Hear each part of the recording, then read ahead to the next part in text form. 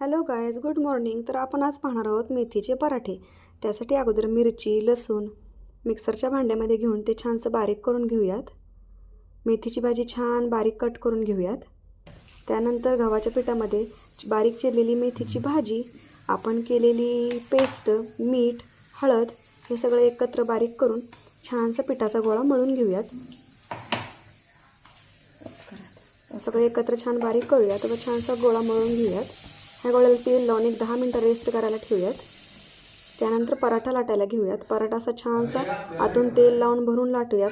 जाडसर थोडासा पराठा लाटायचा आहे आपल्याला व छानसा बारीक गॅसवर कडक होईपर्यंत तळायचं. म्हणजे जास्त पण मऊपणा नको आहे पराठ्याला, थोडासा खुसखुशीत असं छान लागतो खमंग पराठा. तेल तूप आपण आपल्या आवडी पद्धतीने लावू शकतो. तेल लावा अगर तूप लावा, दोन्हीही चांगलंच. थंडीच्या दिवसामध्ये गरम गरम पराठा खाण्याची मजाच काही वेगळी आहे. तर मी आज माझ्या सक्षमसाठी डब्याला हा पराठा बनवणार होते. जर पराठ्याची रेसिपी आवडली असेल तर लाईक करा. थँक्यू.